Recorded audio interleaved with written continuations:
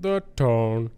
The original trilogy picked the perfect tone. I didn't want movie design. I didn't want fantasy movie, Hollywood sort of style of design. I wanted something that felt authentic.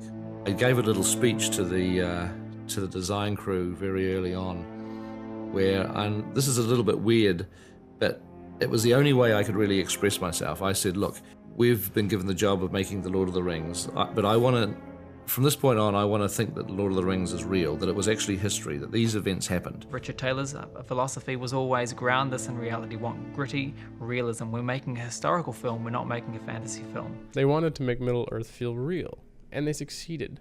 I still don't question the authenticity of the world, and I know it's all fake. It looks real, it sounds real, people bleed, sweat, cry, die.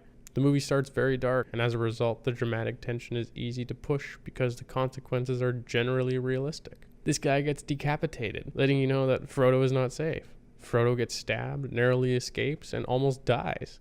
Gandalf dies, Boromir gets taken down. This really set up the next two films. I really thought Frodo might not make it to Mount Doom. I thought Gimli and Legolas might die too. The Hobbit has this.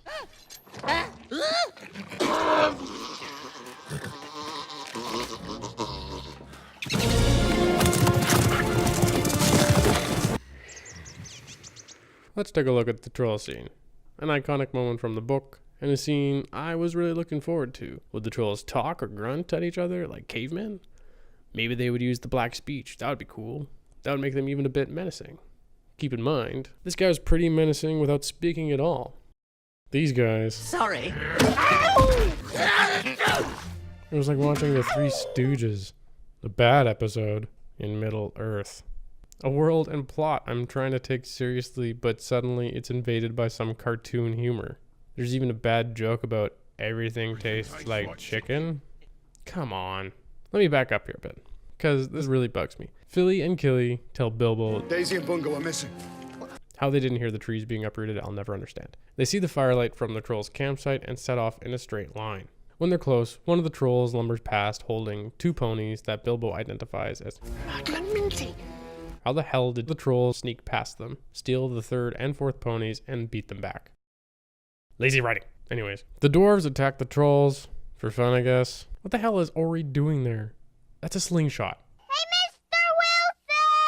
He's a menace. Ori's supposed to be the scribe of the troop. Ori is known as the scholar and the transcriber. He will always be documenting what's happening on the journey. Why is he even fighting? Shouldn't Thorin be like, maybe you sit this one out? They lose, of course, and no one gets hurt, which basically makes this fight scene pointless. Then cut to the most cartoonish image to ever appear in the Middle-earth saga. Dwarves on a spit over a fire.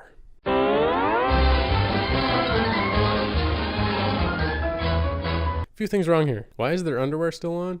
They're being cooked. Were the trolls trying to spare their dignity? Also, they're directly over a blazing fire. They would be screaming in pain from the heat. And obviously, they're not too worried about imminent death because Beaufort is still cracking jokes. And the tension sizzles away. So here's what we can take away from this scene. Bilbo can outsmart 3 dumb trolls. Thorin still doesn't like Bilbo. And 13 dwarves can't fight to save their lives. Get it? It's a joke. This happens again later when 4 dwarves can't quickly take out 1 orc.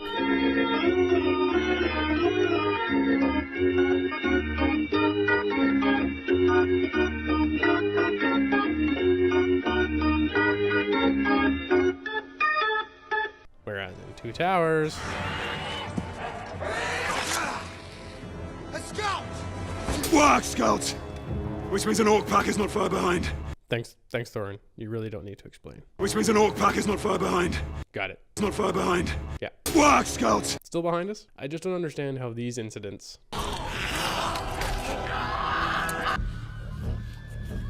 One ring to rule them all. One ring to find them. One ring to bring them all. And in the darkness, find them. And these... It's not a thought at all. It's just a little stick insect. With a swish and a smack and a whip and a crack. are supposed to happen in the same universe. Maybe you can argue, but it's a children's book. You can't make a children's book dark.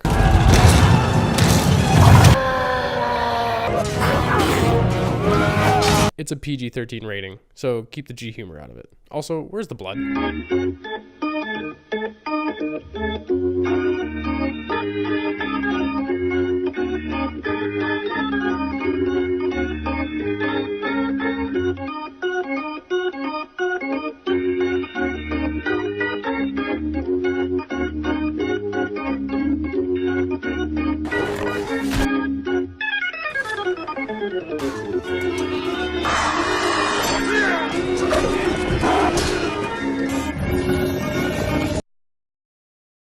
Since when do elvish blades repel blood? Is every creature on Middle Earth anemic? Radagast certainly doesn't help to keep things serious. He rides a sled pulled by rabbits. A sled pulled by rabbits. I can't remember quite how it happened, but I just came up with an image of a sleigh towed by rabbits. The large rabbits, they're towing the sleigh. I thought he was joking. What do you mean large rabbits? That's crazy. What? I don't buy this. I mean, little, small, normal size ones all look a bit silly. The guy acts like a bumbling idiot, and as far as we know, he has nothing to add to their journey. Unless he can explain how to easily kill a dragon, but he doesn't. So this scene really just slows down the story. I guess the necromancer might be important later, so I guess I should pay attention. And this is 10 times more intense than the Witch King boss we see here. Radagast has a few bad jokes that seem totally out of place, gets high, then courageously leads the warg pack away.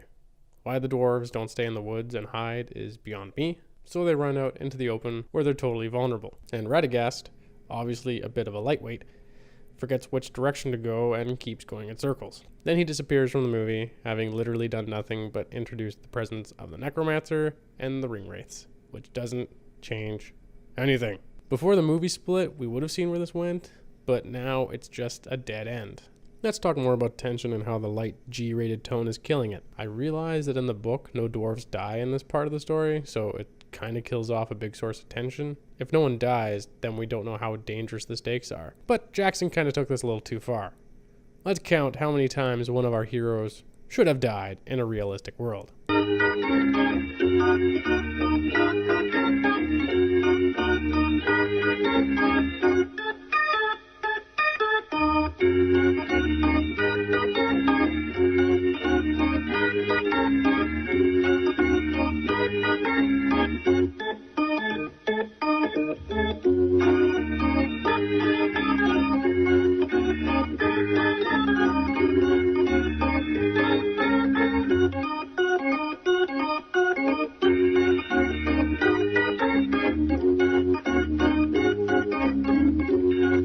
How much falling is there in this movie? I'm surprised Red Bull didn't sponsor.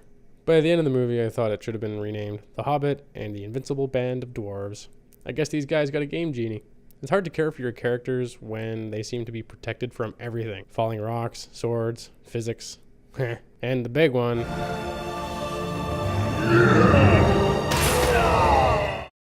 No one can survive this. There's no way. Azog is double his size in full gallop on a warg and catches him directly in the face. Directly in the face. Face. He has to be dead. Oh, nope. Somehow only a scratch. The greatest wound of any of the good guys in this movie, and it only amounts to a concussion. This scene's a real nail-biter. Then Gandalf waves his hand, and Thorin is suddenly perfectly fine again. Except maybe having some sense knocked into him. I realize that this is a reference to Return of the King after Pippin looks into the Palantir, but I always thought that Pippin, having seen Sauron's spirit, was somehow poisoned or thrown into some sort of shock, and Gandalf, an enemy of Sauron, knew how to counteract the evil. I never thought he was a healer, and that would have come in handy a few times. Oh, hey Gandalf, start waving those hands. There's a few injured people. Hey, why should I even care about these characters if there's no sense of danger for them or their quest?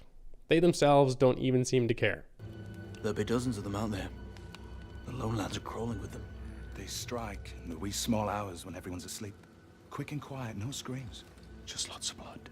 You think a night raid by orcs is a joke? Then put out the damn fire. You literally have a signal saying, we're right here. Remember this? They were actually worried about being found. These guys don't seem to care about their secret mission being found out. And oh no, look, they've been found.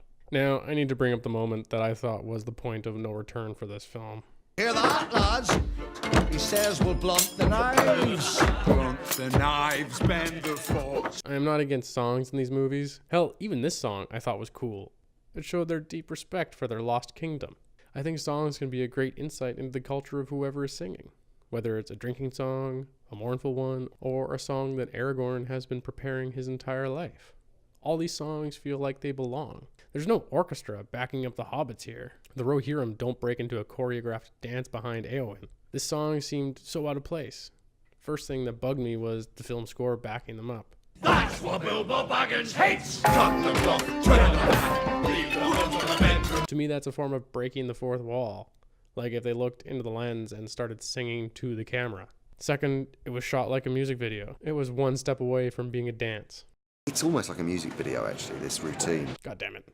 Finally, they only met Bilbo an hour ago.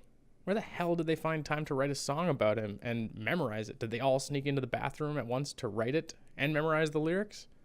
Or were they all telepathic? But it's a famous Tolkien song. It has to be in there. In case you didn't read The Lord of the Rings, every chapter has like 2 songs or poems or more. Dozens did not make it into the film in any way. Because, let's face it, unless you're making a musical, having characters break into song is pretty damn corny. I thought, you know, is it going to seem really weird that Aragorn basically bursts into a song? See? I guess what bugs me the most is how it feels like Jackson couldn't decide which tone to stick with, which is why we have the lighter junk and the heavy stuff. It throws the viewer into 2 different directions and ends up canceling out.